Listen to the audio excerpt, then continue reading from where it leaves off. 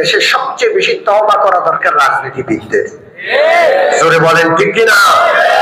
এই দেশের জমিনে কোন বিষয়ে এত রক্ত ঝরে নাই, এই পচা দুর্গন্ধময় গণতন্ত্রের রাজনীতির কারণে যত রক্ত এই জমিনে ঝরেছে। এই জন্য রাজনীতিতে সর্বপ্রথম তওবা ঢুকানো দরকার, রাজনীতিটাকে পাক পবিত্র করা দরকার। জামিয়া শরীফিয়া আরবিয়া পবিত্র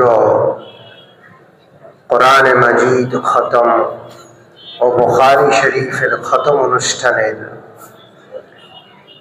সম্মানিত সভাপতি, উপস্থিত বিজ্ঞ উলামায়ে কেরাম,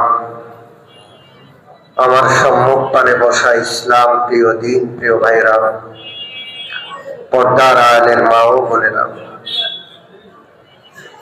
রাত প্রায় 11টা বেজে গেছে। এতক্ষণে এই মাহফিলটি শেষ করে দেওয়ার পরিকল্পনা ছিল, কিছু কারণে দেরি হয়ে গেছে। আমরা চেষ্টা করব খুব দ্রুত মাহফিল সমাপ্তির দিকে এগিয়ে নিতে ইনশাআল্লাহ। অনেক কথা হয়েছে, বড় বড় আল্লাহওয়ালা আলেমগণ আপনাদেরকে নসিহত শুনিয়েছেন। এখন আর দেরি করার সময় নয়, অল্প সময়ে আমরা কথা শেষ করব ইনশাআল্লাহ। জামিয়া শরীফিয়া সহ গলিতে গলিতে যে সকল কওমি মাদ্রাসা আমরা দেখতে পাচ্ছি, এই সকল কওমি মাদ্রাসার ইতিহাস ঐতিহ্য বড়ই গর্বের। হতে পারে অভাবী, হতে পারে এই মাদ্রাসাগুলো খুব সংকীর্ণ জায়গায়, মন ভরে খোলা আকাশ বাতাসে নিঃশ্বাস ফেলার একটু জায়গা নাই, কিন্তু এর ইতিহাস ঐতিহ্য অনেক বড়। আমি আমার তাফসীরে আলোচনা করছিলাম মাদ্রাসার প্রতিষ্ঠাতা স্বয়ং আল্লাহ। প্রথম মাদ্রাসার শিক্ষককে আল্লাহ, ছাত্র হলেন হযরত আদম আলাইহিস সালাতু ওয়াস সালাম। সেই মজলিসে ফেরেশতাগণ উপস্থিত ছিলেন, মুআল্লিম শিখানে ওয়ালা স্বয়ংকে শুধু হযরত আদম আলাইহিস সালাতু ওয়াস সালাম নন, যুগে যুগে আল্লাহ রাব্বুল আলামিন যত নবী পাঠিয়েছেন, সমস্ত নবী সরাসরি আল্লাহর কাছ থেকে শিখেছেন।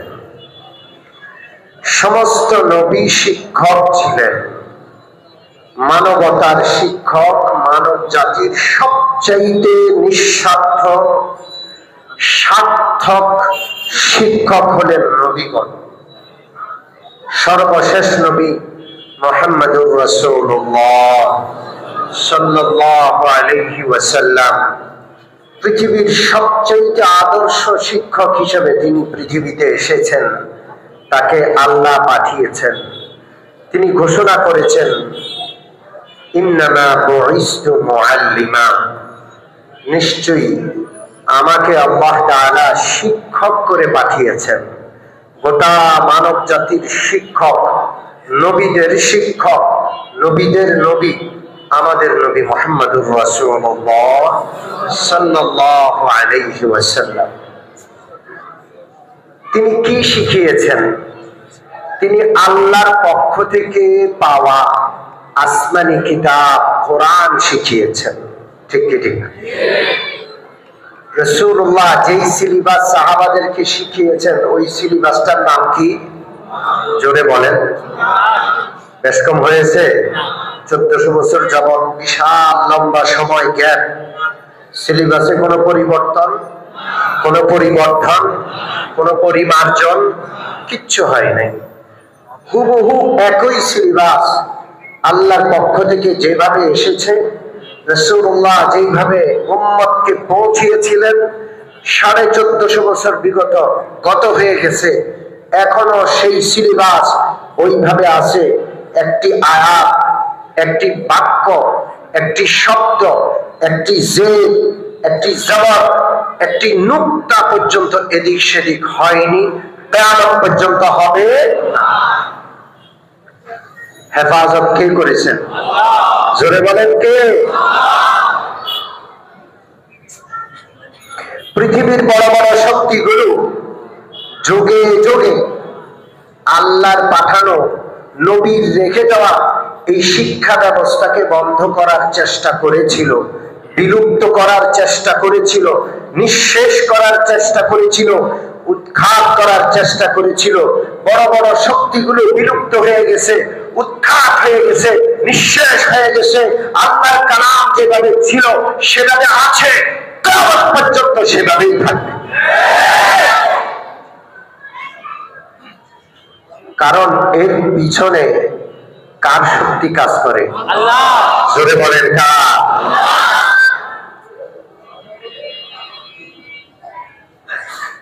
এই উপমহাদেশে মুসলমানরা প্রায় 800 বছর শাসন করেছে।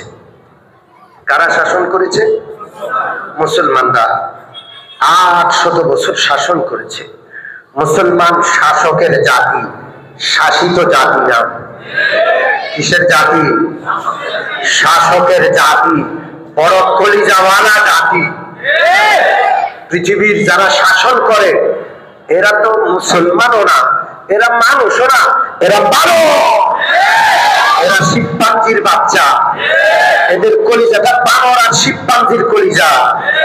আমরা তো নবীদের আওলাদ, আমাদের বাড়ি জান্নাতে, আমরা কোরআন কিতাব আসমানি ইলমের ধারক বাহক। আমাদের কলিজার ভিতরে নবীদের কলিজা আছে, আমাদের ধমনীতে ওমরে ফারুক, খালিদ বিন ওয়ালিদের রক্ত প্রবাহমান। সম্মানিত উপস্থিতি, বড় বড় ক্ষমতাধর শক্তিরা এই কোরআন, এই সুন্নাহ, এই প্রতিষ্ঠানগুলো বন্ধ করার চেষ্টা করেছিল। যেই প্রতিষ্ঠান শুরু করেছেন জান্নাতে আল্লাহ, লক্ষ লক্ষ নবী যে প্রতিষ্ঠান পরিচালনা করেছেন, আখিরি নবী মুহাম্মদুর রাসূলুল্লাহ যে প্রতিষ্ঠান মক্কাতে চালিয়েছেন, মদিনায় চালিয়েছেন, সোয়া লক্ষ সাহাবী যে প্রতিষ্ঠান পরিচালনা করেছেন, যুগে যুগে শতাব্দী ধরে আল্লাহর ওলিগণ যে প্রতিষ্ঠান চালিয়েছেন, কোন শক্তি সেটাকে উৎখাত করতে পারবে না। যেহেতু 800 বছর প্রায় এই বাংলা এলাকা, এই হিন্দুস্তানে মুসলমানরা শাসন করেছিল, মুসলমানদের শিক্ষা ব্যবস্থা কোরআনী শিক্ষা ব্যবস্থা ছিল। প্রত্যেকটা শিক্ষা প্রতিষ্ঠানের সাথে বিশাল ওয়াকফিয়া সম্পদ ছিল। শিক্ষা প্রতিষ্ঠানগুলো নিজেদের সম্পদে পরিচালিত হতো।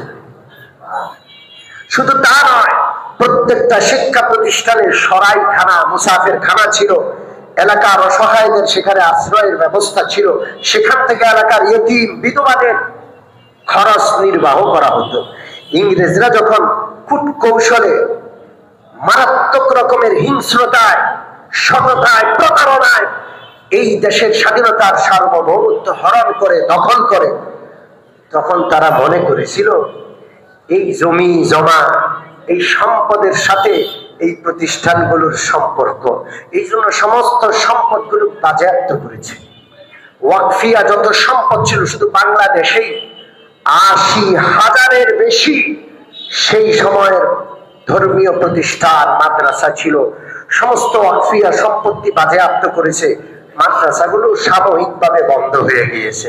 ওরা তো মহা খুশি, কোরআন শেষ, আলেম ওলামা শেষ, হাজার আলেম ওলামাকে ফাঁসিতে ঝুলিয়েছে, কোরআন জ্বালিয়ে দিয়েছে, মনে করেছে সব শেষ। কিন্তু ওরা জানে না এই কোরআন আর এই কোরআনের প্রতিষ্ঠানের সম্পর্ক টাকার সাথে নয়, পয়সার সাথে নয়, ভূমির সাথে নয়। এর সম্পর্ক আল্লাহ রাব্বুল আলামিনের ক্ষমতা, শক্তির সাথে। কুল্লু মান আলাইহা ফান ওয়া ইয়াবকা ওয়াজহু রাব্বিকা যুল জালালি ওয়াল ইকরাম। মাটির বুকে, পৃথিবীর উপরে যা আছে সব ধ্বংস হবে, থাকবেন কে? আল্লাহ যেমন আছেন, আল্লাহর কোরআন, আল্লাহর সিফাত, আল্লাহ যেমন অবিনশ্বর, আল্লাহর কোরআন থাকবে অবিনশ্বর। ঠিক ঠিক। সাময়িকভাবে কোরআনের প্রতিষ্ঠান বন্ধ হয়েছে, ওরা মহা খুশি, ওরা মহা খুশি, শেষ। 1757 সালে সর্বশেষ লক্ষ লক্ষ আলেমদেরকে ফাঁসি দিয়েছে। সমস্ত মাদ্রাসা নিষিদ্ধ, পবিত্র কোরআন ছাপানো নিষিদ্ধ, বাজারে বিক্রয় নিষিদ্ধ, বহন করা নিষিদ্ধ। এই দেশে 57 থেকে 66 পর্যন্ত 8-9 বছর এভাবে কাটা। দেওবন্দ একটা গ্রামের নাম, গ্রাম। কয়েকজন আল্লাহওয়ালা আলেম সেখানে বসবাস করে, নিবৃত্তচারী। এরা জনসম্মুখে তেমন আসে না, একেবারে গোপনে থাকেন, আল্লাহর ইবাদত বন্দেগীতে এরা সময় কাটায়। বড় পেরেশান, এত বিশাল দেশ, সমস্ত শিক্ষা প্রতিষ্ঠান বন্ধ, মাদ্রাসা বন্ধ, কোরআনের উপর নিষেধাজ্ঞা জারি। কি হবে ভবিষ্যৎ প্রজন্মের? মাঝে মাঝে একত্র হয়ে তারা পেরেশান, কি করা যাবে, কেমনে চলবে? মাদ্রাসা যদি চালু করা হয়, এর পিছনে তো কোনো খরচ নির্বাহের, ব্যয় নির্বাহের কোনো ব্যবস্থা নাই। ইতিপূর্বে যে বিশাল ব্যবস্থাপনা নিয়ে এই মাদ্রাসার প্রতিষ্ঠানগুলো চলেছে, সেই ব্যবস্থাপনা সমস্ত ধ্বংস হয়ে গেছে, ধ্বংস করে দেওয়া হয়েছে। কোনো ব্যবস্থাপনা নাই, কোন নিয়মে কোন নীতিতে চলবে মাথায় ধরছে না। আসলে চালানেওয়ালা কি? দেওবন্দের একটা মসজিদ, নাম হলো ছাত্তা মসজিদ, মসজিদে ছাত্তা। ওখানকার ইমাম ছিলেন হাজি আবেদ হোসেন সাহেব রহমতুল্লাহ আলাইহি। রাতভর কান্নাকাটি করেন, মুসলিম জাতির কি হবে। একদিন ফজরের নামাজের পর ইশাকের নামাজ পড়ে মাথা নিচু করে আল্লাহর কাছে কাঁদছেন, দোয়া করছেন। আল্লাহ গো, প্রায় 10 বছর হইতে চলল, এই জমিনে কোনো মাদ্রাসা নাই, হাফেজ আলেম নাই, জানাজা পড়ার মতো লোক নাই। অনেক এলাকায় বিনা জানাজায় লাশ দাফন করা হয়। আল্লাহ গো, এই জাতির কান্ডারি কারা হবে? কিভাবে কি করা যায়? হঠাৎ তার মাথায় খেলে গেল যে একটা কাজ করি না আমি। তিনি তার মাথার রুমালটা খুলে বিছাইলেন, 4টা কোনা হাতের মধ্যে নিলেন, নিয়ে সেই মসজিদে তখনও ইশাকের নামাজ পড়ে বের হন নাই আল্লাহওয়ালা কয়েকজন এখনো আছেন। তিনি নিজের পকেটে হাত দিয়ে সেই সময় 3 টাকা বের করলেন। কয় টাকা? প্রথমে নিজে কোরবানি দিলেন, 3 টাকা রুমালের ভিতরে ঢুকালেন। মাওলানা মাহতাব আলী সাহেব রহমতুল্লাহ আলাইহি মসজিদের ওই কোনায় বসা। হাজি আবেদ হোসেন সাহেব নিজের পক্ষ থেকে 3 টাকা রুমালে রেখে মাহতাব আলী রহমতুল্লাহ আলাইহির কাছে গেলেন। তাকে কানে কানে বললেন, মাদ্রাসা কিন্তু শুরু করলাম, এই যে মাদ্রাসার ফান্ড আমি 3 টাকা দিয়েছি। হযরত মাওলানা মাহতাব আলী রহমতুল্লাহ আলাইহি 6 টাকা দান করলেন। আল্লাহু আকবার! কয় টাকা? 6 টাকা। খুশি হয়ে গেলেন যে আমার ডবল দিয়ে দিল। এরপরে গেলেন ফজলুর রহমান রহমতুল্লাহ আলাইহির কাছে, আরেক কোনায় বসে আছে আরেক আল্লাহওয়ালা। তিনি 12 টাকা দিলেন। আল্লাহ! সেই যুগের 12 টাকা, সেই যুগের 12 টাকা। এরপরে হাজি ফজলুল হক রহমতুল্লাহ আলাইহির কাছে গেলেন, তিনি দিলেন 6 টাকা। এরপরে গেলেন জুলফিকার রহমতুল্লাহ আলাইহির কাছে, তিনি দিলেন 12 টাকা। এতগুলো টাকা শুধু মসজিদের ভিতরে মাদ্রাসার ফান্ডে উঠে গেল। নতুন ধারণা। ইতিপূর্বে এইভাবে মুসলমানের নিজের পকেটের অনুদানে, কোন সরকারি অনুদান ছাড়া, কোন বিশাল ওয়াকফিয়া সম্পদ ছাড়া এইভাবে মাদ্রাসা চলবে চিন্তাই করতে পারেন নাই। একজনে 3 টাকা ঢুকাইলেন মসজিদের ভিতরে, রুমালের মধ্যে প্রায় 30 টাকা উঠে গেল। তিনি চিন্তা করলেন মসজিদ থেকে বের হই। মসজিদ থেকে বের হইয়া এলাকায় ঘোরা শুরু করলেন। সেই ইশরাকের সময় থেকে মাগরিব পর্যন্ত ঘুরলেন। এই রুমালের ভিতরে সেই যুগে 300 রুপি জমা হয়ে গেল। কয়শত রুপি? জোরে বলেন, কয়শ? হাজি আবেদ হোসেন সাহেব রহমতুল্লাহ আলাইহি মাওলানা কাসেম নানুতুবি রহমতুল্লাহ আলাইহির কাছে চিঠি লিখলেন। মাওলানা কাসেম নানুতুবি রহমতুল্লাহ আলাইহি মিরটে থাকেন। চিঠি লিখলেন, হুজুর আপনি এসে যান। মাওলানা কাসেম নানুতুবির বাড়ি নানুটা। তিনি দেওবন্দে বিয়ে করেছেন, দেওবন্দে তার শ্বশুর বাড়ি। এই এলাকার জামাই মাওলানা কাসেম নানুতুবি, কিন্তু এত বড় আলেম এত বড় আলেম সেই যুগে আর ছিল। এই জন্য সবার দৃষ্টি জামাইয়ের দিকে, যে আমাদের জামাই যদি এখানে হাত দেয় ইনশাআল্লাহ আল্লাহ কোনো না কোনো বরকতের বিষয় প্রকাশ করবেন। সুবহানাল্লাহ। তারা চিঠি লিখে পাঠালেন যে আমরা মাদ্রাসার ফান্ড একত্র করেছি, আপনি আসেন, ইনশাআল্লাহ মাদ্রাসা হবে। কাসেম নানুতুবি রহমতুল্লাহ আলাইহি মাদ্রাসার জন্য একজন শিক্ষক নির্ধারণ করলেন, মাওলানা মাহমুদ, মোল্লা মাহমুদ। কি নাম? মোল্লা মাহমুদ। কাসেম নানুতুবি রহমতুল্লাহ আলাইহির পক্ষ থেকে আসলেন। ঘর নাই, বিল্ডিং নাই, কোনো কিছু নাই, ডালিম গাছের নিচে ওস্তাদ বসলেন। মাদ্রাসার ছাত্র নাই, একজন ছাত্র আসলেন, নাম মাহমুদ হাসান। উস্তাদের নামও মোল্লা মাহমুদ, ছাত্রের নামও মাহমুদ। এই একজন উস্তাদ আর একজন ছাত্র মিলে সর্বপ্রথম বিসমিল্লাহ পড়লেন 1866 সালে। কোন সালে? জোরে বলেন, কোন সালে? দারুল উলুম দেওবন্দের প্রতিষ্ঠা হয়ে গেল। সুবহানাল্লাহ। কে করলেন? একজন উস্তাদ একজন ছাত্র নিয়ে ডালিম গাছের তলায় যে মাদ্রাসা প্রতিষ্ঠিত হলো, সেই মাদ্রাসা এখন সারা বিশ্বের আনাচে কানাচে ছড়িয়ে পড়েছে। আজকের জামে আরাবিয়া শরীফিয়া সেই মাদ্রাসারই একটা অংশ, গুরুত্বপূর্ণ। ঠিক ঠিক না? জোরে বলেন ঠিক কিনা? 1866 থেকে 1966, 100 বছর পার হলো। এরপরে এখন 2024, 100 কত বছর? জোরে বলেন। প্রায় 170 বছর। প্রায় কত? জোরে বলেন। 170 বছর আল্লাহ দেখিয়ে দিয়েছেন উলামায়ে কেরাম পেটে পাথর বেঁধে, কোন সরকারি অনুদান ছাড়া, কোন বিশেষ ব্যবস্থাপনা ছাড়া, জনসাধারণের ওই রুমাল মার্কা অনুদানে লক্ষ লক্ষ মাদ্রাসা গোটা পৃথিবীব্যাপী চলছে। ছোট করে দেখবেন না। এই মাদ্রাসার তালেবে ইলমরা, কোরআনের পাখিরা সারা বিশ্বে বাংলাদেশের লাল সবুজের পতাকা উড্ডীন করেছে। একটা টাকা সরকারি অনুদান আছে? জোরে বলেন। মাওলানা শামসুল হক ফরিদপুরি রহমতুল্লাহ আলাইহি বড় কাটারা মাদ্রাসা প্রতিষ্ঠা করেছেন, প্রিন্সিপাল শামসুল হক ফরিদপুরি। সেই সময় যুক্ত বাংলার প্রধানমন্ত্রী শেরে বাংলা কে ফজলুল হক বড় কাটারা মাদ্রাসার খুব সুনাম শুনেছেন।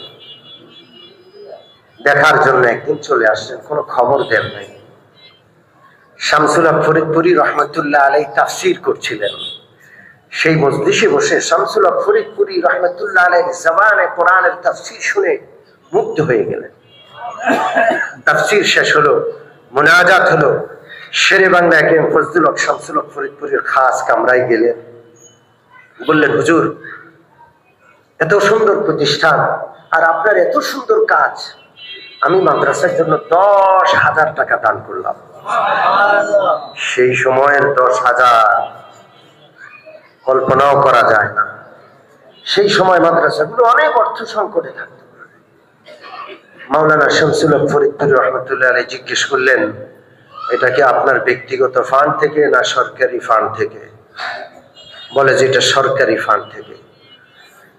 হযরত মাওলানা শামসুল হক ফরিদপুরি রহমতুল্লাহ আলাইহি মুস্কি হাসলেন আর বললেন, আমাদের কওমি মাদ্রাসাগুলো সরকারি ফান্ডের টাকা গ্রহণ করে না। আল্লাহু আকবার। পেটে পাথর বাঁধা এই বিশাল টাকার অঙ্ক ফেরত দেওয়া অনেক কঠিন। শামসুল হক ফরিদপুরি যখন টাকা ফেরত দিলেন, শেরে বাংলার মতো লোকের চেহারা ছোট হয়ে গেল, যে সর্বনাশ, 10,000 টাকা পেয়েও ফেরত দেয়। তিনি বললেন, আমাদের টাকার দরকার নাই, আমাদের আপনাকে দরকার। আল্লাহু আকবার। কওমি মাদ্রাসাগুলো এইভাবেই চলে। চালান কে? জোরে বলেন, কে চালান? হাবিব জুজুর রহমতুল্লাহ আলাইহি নূরিয়া মাদ্রাসা প্রতিষ্ঠা করলেন। বড় অভাব অনটনে মাদ্রাসা চলে। হাবিব হুজুর রহমতুল্লাহ আলাইহির ব্যাপারে মাওলানা সাখাওয়াত হোসেন রাজি দামাত বরকাতুহু ছোট্ট করে একটু বলেছেন, হাফিজ হুজুর রহমতুল্লাহ আলাইহি তওবার রাজনীতি করেছিলেন। কিসের রাজনীতি? জোরে বলেন। এই দেশে সবচেয়ে বেশি তওবা করা দরকার রাজনীতিবিদদের। জোরে বলেন ঠিক কিনা? এই দেশের জমিনে কোন বিষয়ে এত রক্ত ঝরে নাই। এই পচা দুর্গন্ধময় গণতন্ত্রের রাজনীতির কারণে যত রক্ত এই জমিনে ঝরেছে। এই জন্য রাজনীতিতে সর্বপ্রথম তওবা ঢুকানো দরকার, রাজনীতিটাকে পাক পবিত্র করা দরকার। প্রত্যেক 5 বছর পর পর একটা নির্বাচন আসে, একটা ভোট আসে, একদল ক্ষমতা ছাড়বে আরেকদল ক্ষমতায় যাবে। এটাকে কেন্দ্র করে রক্তের সাগর আমরা দেখে এসেছি। এই ক্ষমতার পালা বদলের, ক্ষমতার লালসার লোভের এই ধারা বন্ধ হওয়া দরকার। ঠিক কি ঠিক না? এদের তওবা করে আমরা এদেরকে আহ্বান করি, মুহাম্মদুর রাসূলুল্লাহ সাল্লাল্লাহু আলাইহি ওয়াসাল্লাম যেই খেলাফা ব্যবস্থা রেখে গিয়েছেন ওই খেলাফা ব্যবস্থার দিকে ফিরে আসুন। আপনারা সকলে সমর্থন দিচ্ছেন তো ইনশাআল্লাহ? আসুন আগের কথায় ফিরে যাই। হাফিজ হুজুর রহমতুল্লাহ আলাইহি কয়েকদিন সফর করে নূরিয়া মাদ্রাসায় ঢুকলেন।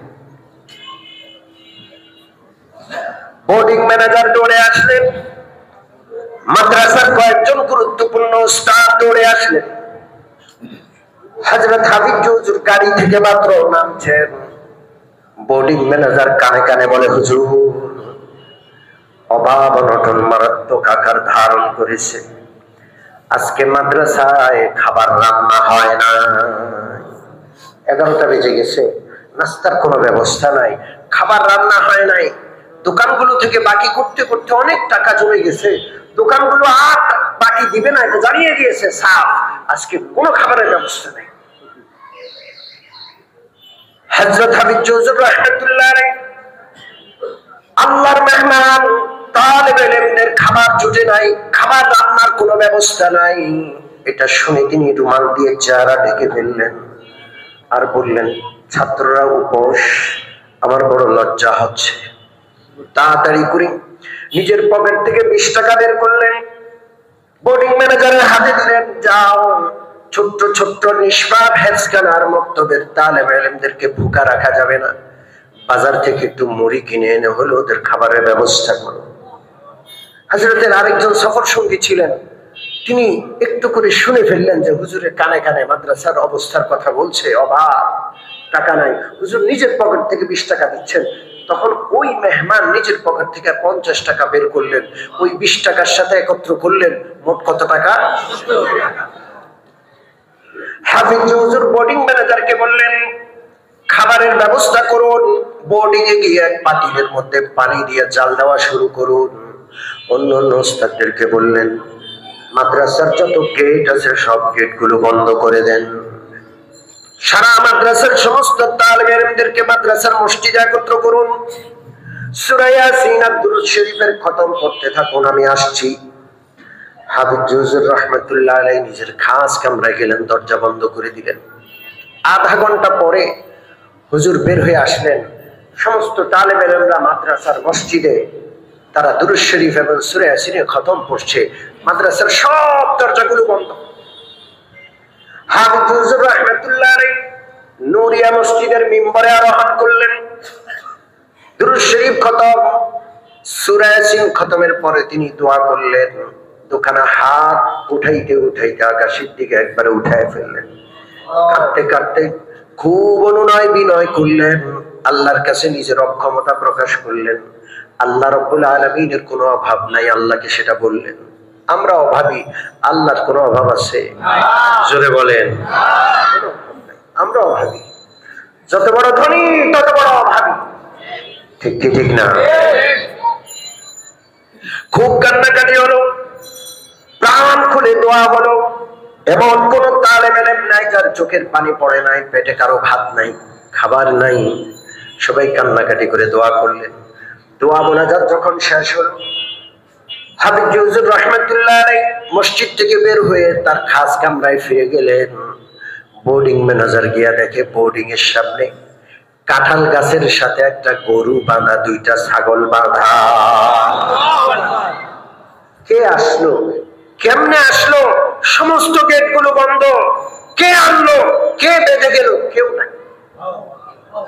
বোর্ডিং ম্যানেজার দৌড়ে এসে হাবিব হুজুর রাহমাতুল্লাহ আলাইহির কাছে ঘটনাটা বললেন, হুজুর একটা গরু দুইটা ছাগল এখানে বাঁধা, কে বাঁধছে, কে আনছে? দরজা তো বন্ধ। হাবিব হুজুর রাহমাতুল্লাহ আলাইহি খুব আশ্চর্য হলেন না, খুব স্বাভাবিক অবস্থায় মুস্কে এসে বললেন, এটা আল্লাহর পক্ষ থেকে আসছে, তাড়াতাড়ি জবাই করার ব্যবস্থা করুন। আল্লাহ এমন সময় একজন অপরিচিত লোক হাবিব হুজুরের খাস কামরার দুয়ারে দাঁড়িয়ে সালাম দেওয়ার পরে, হুজুর ভিতরে আসবো কি? হুজুর অনুমতি দিলে ভিতরে ঢুকলেন। ওই লোকটা একটা কাগজের চিরকুট বের করে হাবিব হুজুর রাহমাতুল্লাহ আলাইহির হাতে দিলেন আর বললেন, হুজুর নদীর ঘাটে দুইটা টলার চাল ভর্তি বাঁধা আছে। কয়টা টলার? জোরে বলেন কয়টা? দুইটা টলারে 400 মণ চাল রাখা আছে।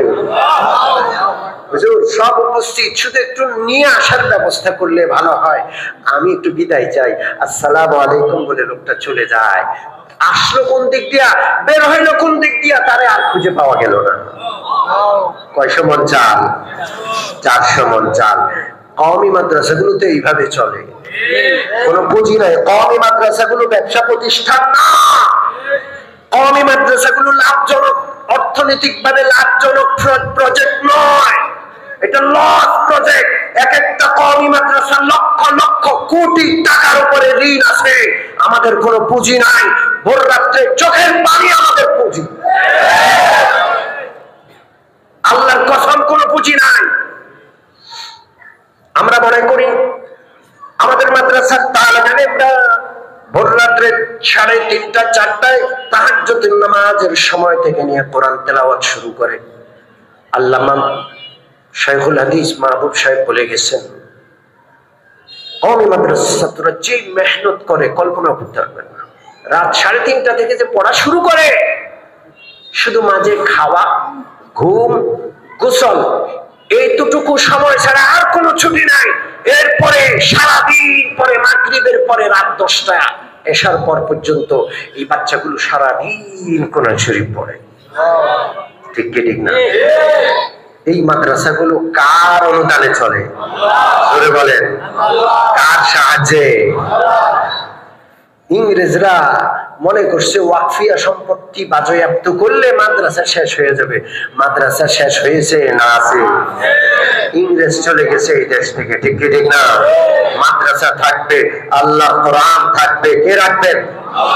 يريدون ليطفئوا نور الله بأفواههم والله متم نوره ولو كره الكافرون چراغ رک عزت پر فروزد، چراغ رک عزت پر فروزد، হারা কাস্তাম সনদের শাস বসুজান, হারা কাস্তাম সনদের শাস বসুজান।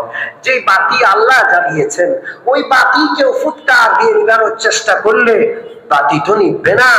বাতির আগুনে ওর মুখ, ওর চেহারা ঝলসে যাবে। ঠিক আছে? আল্লাহর কোরআনের বাতি কে প্রজ্বলিত করেছেন? জ্বালিয়ে রাখবেন কে? আমরা এই বাতির নিচে সম্মিলিত ভাবে থাকবো। রাজি আছি? কারা কারা হাত তুলি।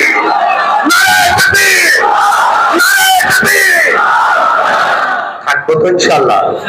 কওমি মাদ্রাসাগুলোর পাশে থাকবো।